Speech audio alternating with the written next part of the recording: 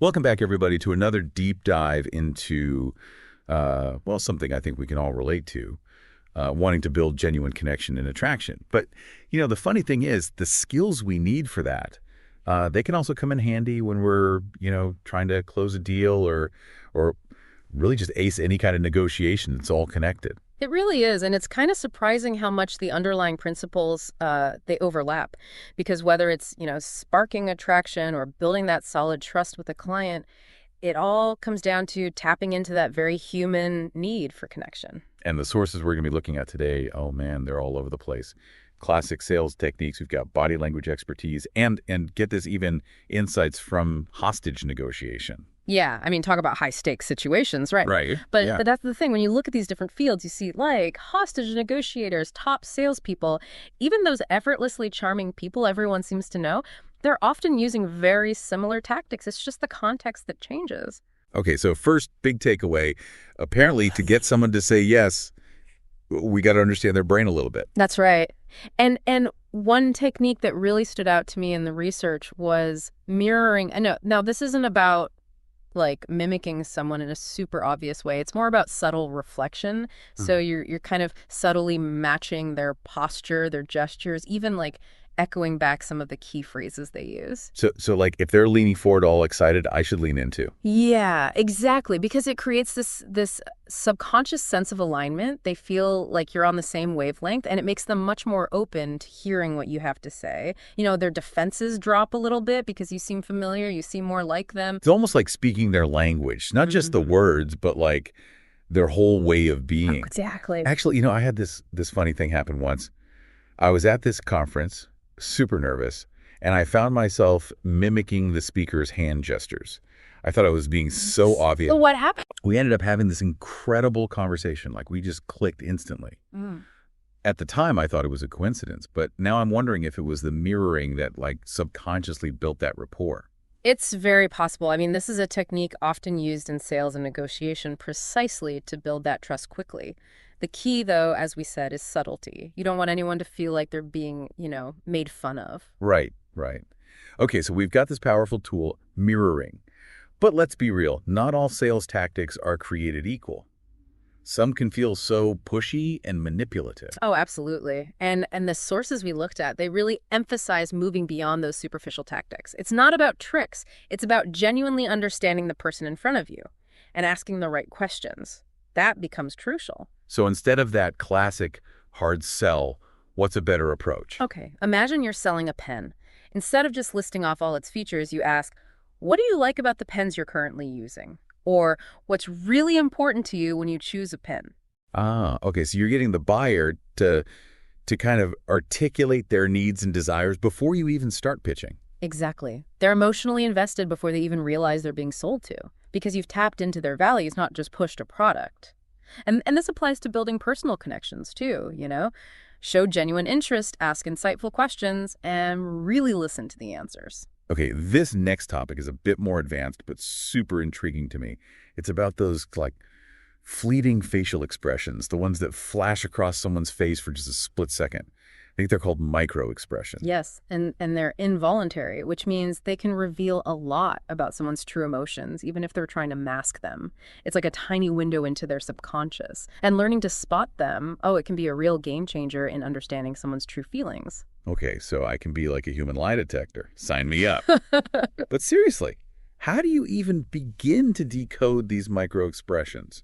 It takes practice, definitely. But there are some common tells. For example, a furrowed brow and narrowed eyes, that often indicates anger, while a lip curl or a wrinkled nose can signal disgust. So if I'm like pitching an idea and I see that nose wrinkle, maybe I should change tack. It's probably a good sign that something's not sitting right. It might not even be your idea itself, but maybe your tone or something else entirely. Microexpressions give you that extra layer of insight to adjust your approach on the fly. This is all so fascinating, but I got to ask about the ethical side of this. Isn't there a risk of using this knowledge to manipulate people? That's a valid concern, absolutely. Like any tool, microexpressions can be misused. The key is to use this knowledge ethically. It's about understanding someone better, not manipulating them. It's about building deeper, more authentic connections. That makes sense. So it's not about exploiting their vulnerability, but about using this understanding to communicate more effectively, to build stronger relationships. Exactly. It's about being aware of the signals people are sending, both consciously and unconsciously, and responding in a way that builds trust and understanding. Okay, so let's switch gears a bit and talk about body language. I'll admit, this is something I've always struggled with. Sometimes I feel like I just shrink in certain situations, like my posture is screaming, I'm not confident. We all have those moments, I think, but the thing is, the way we carry ourselves really does speak volumes. A confident posture, you know, open shoulders, steady gaze, taking up space that projects authority, it projects leadership. So if I want to appear more confident, I should just stand up straight and puff out my chest. Well, it's not about being stiff or unnatural. Think of it more like aligning your body language with your intention. If you want to project confidence, start by holding your head high, making eye contact. It can actually shift your internal state as well. Wait, so faking it till you make it, that actually works? There really is this fascinating mind-body connection. The sources suggest practicing a confident stance for just 2 minutes before, say, a stressful event. It can actually trigger physiological changes that make you feel more confident and in control. So our bodies can influence our minds just as much as our minds can influence our bodies. Exactly. That's pretty powerful. I'm definitely going to try that power pose before my next big presentation. I think you'll be surprised at the difference it makes. Even small adjustments to your body language can have a big impact on how you feel and how others perceive you. Now, what about when things get a little tough? Yeah. How do you handle criticism gracefully without getting all defensive? I'm like the queen of getting flustered when someone challenges me. Oh, that's something we all struggle with, I think. The sources actually offer a brilliant tactic from, believe it or not, hostage negotiators. When faced with criticism, instead of reacting defensively, try responding with, "How am I supposed to do that?" Wait, are you suggesting I argue with the person criticizing me? No, not at all. It's more about shifting the dynamic. Because it forces the other person to explain their perspective and it opens up a dialogue. Instead of a confrontation, you're creating an opportunity for understanding. Like taking the heat out of the situation and turning it into more of a collaborative problem-solving session. Exactly. And it also shows that you're open to feedback. You're willing to learn, which can go a long way in building rapport. Okay, this is giving me a whole new perspective on handling those difficult conversations. I'm starting to see how all these techniques, from mirroring to body language to handling criticism, they can be so powerful, both personally and professionally. It really is all interconnected. By mastering these skills, we can build stronger relationships, communicate more effectively, and navigate those challenging situations with so much more ease. I'm excited to keep unpacking all these ideas. What else did we uncover in the research? It's all about tapping into that emotional intelligence. Really being able to not just understand your own emotions, but also the emotions of others. Right. Okay, that makes sense. Yeah. But how do you actually put that into practice, especially like in a high-pressure moment, like a sales pitch or even a first date? Well, it starts with just being present, really paying attention to the person you're with. So, notice their body language, their tone of voice, even those fleeting microexpressions we talked about. It's about listening to what they're saying and maybe even more importantly, what they're not saying. So kind of like reading between the lines, sensing Yeah. the vibe. Exactly. Because sometimes the most important information isn't being said directly. You need to be attuned to those subtle cues to really grasp their emotional state and respond accordingly. This reminds me of something we came across in the research. It was called the fuck you factor. Can you explain that a bit? Yes. So that's all about respecting boundaries. Even when you're trying to build rapport or influence someone, there's this line, right, between persuasion and pressure. And no one likes to feel cornered or manipulated. Right, like that feeling when you have a salesperson who just won't back off. Even when you've said you're not interested, you just want to run the other way. Exactly. That's the fuck you factor in action. It's a natural defense mechanism, It kicks in when someone feels like their autonomy is being threatened. Okay, so how do you avoid triggering that? How do you strike that balance between being persuasive but also respecting boundaries? Well, it circles back to building that genuine rapport. Make the other person feel heard, understood, respected. When they feel safe, when they feel like they're in control, they're so much more likely to be open to what you're saying. This whole concept of connection and attraction, it's fascinating to me, whether it's in sales or our personal relationships. Did we find anything in the research about cultivating that kind of magnetic quality? It's interesting you say magnetic because a lot of it comes down to aligning your inner world with your outer world. So projecting confidence, authenticity, and genuine enthusiasm, that can be incredibly attractive. Okay, but what if what if you don't feel confident? Can you fake it till you make it? To an extent, yeah. Yeah. Remember we talked about posture. Even if you don't feel confident inside, adopting that confident stance can actually trigger physiological changes. You actually start to feel more empowered. So it's like our minds and bodies are constantly in this dance, influencing each other. We can actually trick our brains into feeling more confident just by, what, standing up straight? Precisely. It's about leveraging that mind-body connection. And the same goes for other aspects of charisma, like using your voice effectively, making that genuine eye contact. So let's break this down for our listeners. Like, what are some concrete things they can do to boost their charisma and make a better first impression? Well, one thing that really stood out in the research was the power of hand gestures. Studies show the most captivating speakers, they use a lot of hand gestures. It helps emphasize their points, it conveys their enthusiasm, and it just makes the message more memorable. So it's not just about what you're saying, it's how you're physically expressing it. Like, it's adding another layer of communication. Exactly. Don't be afraid to be expressive. And don't forget about your voice. Vary your pitch, your pace, to keep people engaged. A monotone voice, that can really kill the energy of any conversation. So bring the energy. No more boring, monotone presentations. Right. And don't underestimate a genuine smile. Even in serious situations, finding those moments to connect through humor can make you much more likable and approachable. I love that. But what about when things go wrong? Like, how do you handle those awkward moments or even outright rejection? Well, resilience is key there. Remember, not everyone will be receptive to your message, and that's okay. The important thing is to learn from those experiences and keep refining your approach. It's like that saying, you win some, you lose some. But even in those losses, there's always something valuable to be learned. Absolutely. Those setbacks, they can actually make you stronger, more adaptable in the long run. It's all about developing that growth mindset, embracing challenges, and always striving to improve.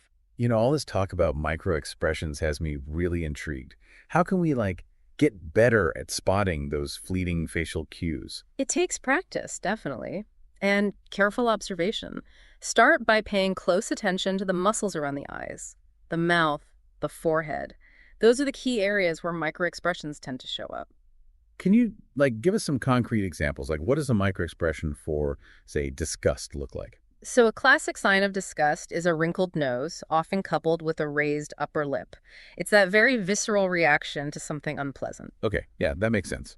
So if I'm talking to someone and their nose wrinkles up, maybe it's time to change the subject. It's a good indicator that something's not sitting right with them. It could be your message, your tone of voice, maybe even your body odor. Who knows? Huh. Okay, good to know. What about anger? What are some of those telltale signs? Anger often shows up as furrowed brows, narrowed eyes, and a tightened jaw. It's a sign of aggression or frustration. So if I see those signs, maybe it's time to de-escalate the situation a bit. Exactly. Pay attention to those nonverbal cues and adjust your approach accordingly. It's about reading the room and being sensitive to their emotional state. Okay, this is all fascinating stuff, but, I'm wondering how it applies to everyday life. Like, how can we use these techniques to improve our personal relationships? Well, the same principles apply. By being present, being empathetic, and attuned to your partner's emotions, you can strengthen your bond and create a much more fulfilling relationship. So it's about applying those same skills of active listening, mirroring, understanding their needs and values. Exactly. It's about creating that safe and supportive space where you both feel heard, you both feel understood. This reminds me of something else that came up in the research. It was this concept of thought leaking, where you can, access someone's innermost thoughts through this simple conversational game. Yes. That's a fascinating technique. It's based on this idea that people often reveal their true feelings through subtle slips of the tongue or even unconscious body language. So it's like a psychological hack to get someone to open up. In a way, yeah. But it's crucial to use this technique ethically, with respect for their privacy. Right, of course. So how does this thought leaking game actually work? It involves asking a series of seemingly, innocuous questions that subtly guide them to reveal their true thoughts and feelings. It's about being hyper aware of their responses, both the things they say and their nonverbal cues. This sounds like something straight out of a spy movie. It can be a powerful tool for building intimacy and understanding. But again, remember, it's not about manipulation, it's about creating a deeper connection. I love that. It's about using these techniques not to control others, but to really create those more meaningful and authentic relationships. Exactly. It's about harnessing the power of human connection to create positive change in our lives and in the lives of those around us. Wow, this has been an incredibly insightful conversation.